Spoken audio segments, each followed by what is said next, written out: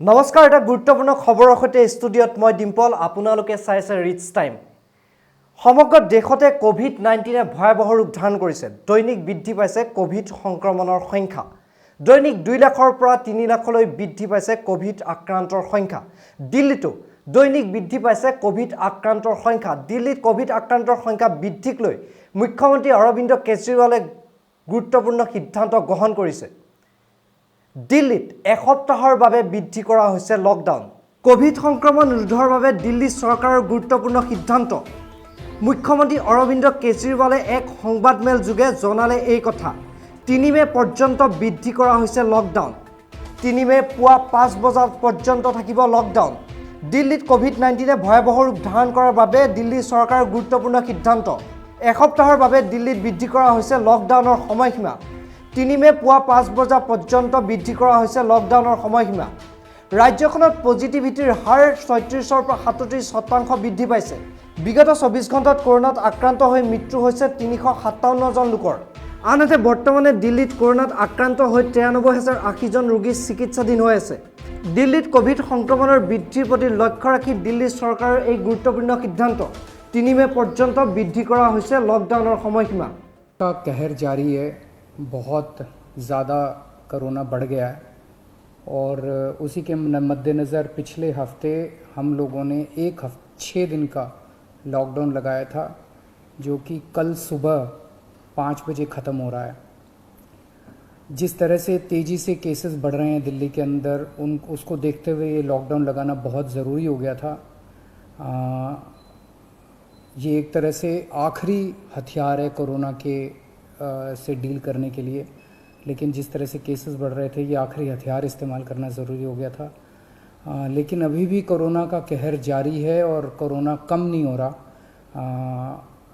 तो इसीलिए उसके मद्देनज़र कई लोगों के भी, जनता के बीच में भी जब हम लोगों ने बात करने की कोशिश की, सबका मत यही है कि लॉकडाउन को भी और बढ़ाना चाहिए।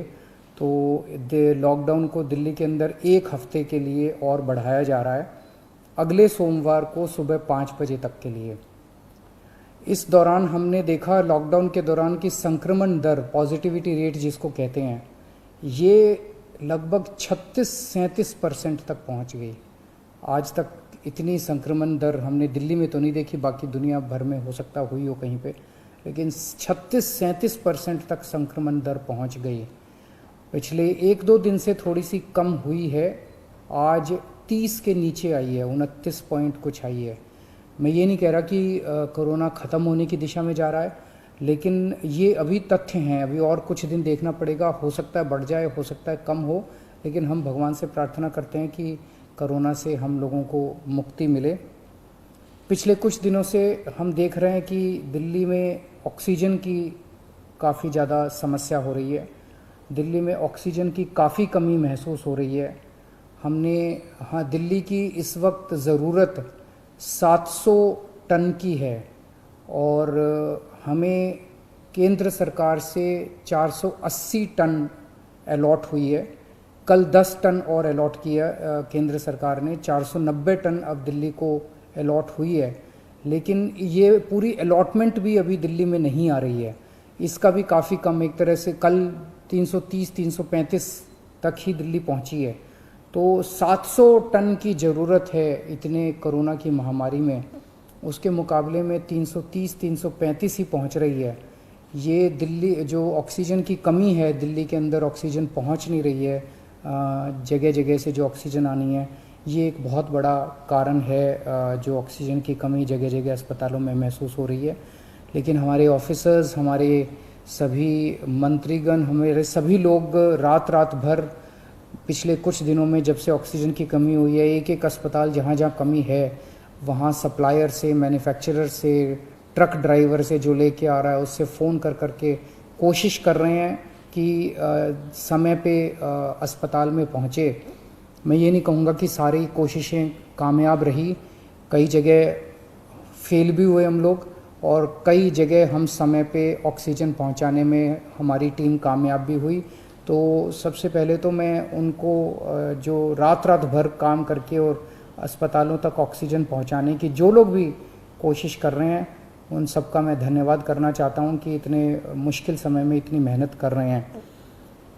क्योंकि ऑक्सीजन इतनी इस वक्त कीमती है, इतनी कम है, तो उसका मैनेजमेंट करना बहुत ज़रूरी है। तो उसको मैनेजमेंट करने के लिए भी अब कल से ठोस कदम उठाना चालू किया। हमने एक वो पोर्टल टाइप बनाया है और ऑर्डर जारी कर दिए गए हैं, जिसमें हर 2-2 घंटे में मैन्युफैक्चरर से लेके और अस्पताल तक, एंड यूज़र तक, हर एक को 2-2 घंटे के अंदर अपनी ऑक्सीजन की पोजीशन बतानी पड़ेगी। कि मैन्युफैक्चरर को बताना पड़ेगा कि पिछले 2 घंटे के अंदर कितने ट्रक उसके निकले, सप्लायर को बताना पड़ेगा कि कितने ट्रक उसके दिल्ली की तरफ जा रहे हैं, अस्पतालों को बताना पड़ेगा कि पिछले 2 घंटे में कितनी इस्तेमाल हो गई, कितने घंटे की और बच गई। ये सारी चीज़ें ताकि दिल्ली सरकार को पता रहे कि कहाँ कमी आने वाली है। तो इसके अलावा केंद्र सरकार से काफ़ी सहयोग मिल रहा है। कल भी पूरा दिन केंद्र सरकार के अलग अलग मंत्रालयों के साथ हमारे ऑफिसर्स की टीम बैठी रही और दोनों टीमें, केंद्र सरकार और दिल्ली सरकार, अच्छे से मिलके काम कर रही हैं और कोशिश की जा रही है कि जो भी सप्लाईज़ आने में दिक्कत हो रही है उन दिक्कतों को दूर किया जा सके। और मैं समझता हूं कि आने वाले कुछ दिनों के अंदर ये बहुत ज़्यादा अफरा तफरी का जो आलम है ये ठीक हो जाना चाहिए। कल हम पूरी कोशिश कर रहे हैं कि जहाँ से भी, और केंद्र सरकार से तो मदद मिल रही है, और भी जहाँ से भी हम लोगों को ऑक्सीजन मिल सके, ऑक्सीजन के टैंकर मिल सके, पूरे देश से, दुनिया भर से हम पूरी कोशिश कर रहे हैं। कल देश के सभी मुख्यमंत्रियों को मैंने चिट्ठी लिखी है कि अगर आपके यहाँ, आपके राज्य में, गवर्नमेंट में या किसी कंपनी में कोई ऑक्सीजन की पॉसिबिलिटी हो तो हमें ऑक्सीजन मुहैया कराइए, ऑक्सीजन टैंकर मुहैया कराइए। कुछ एक राज्यों के साथ बातचीत भी शुरू हुई है। जब भी कुछ कॉन्क्रीट नतीजे आएंगे मैं आपको ज़रूर बताऊंगा। लेकिन बहुत ज़्यादा कठिन परिस्थिति है। इन कठिन परिस्थितियों के अंदर सब मिलके काम कर रहे हैं। मैं उम्मीद करता हूं कि ये जो इतनी बड़ी इमरजेंसी क्रिएट हो गई है, इससे हम लोगों को जल्द छुटकारा मिलेगा। बहुत बहुत शुक्रिया।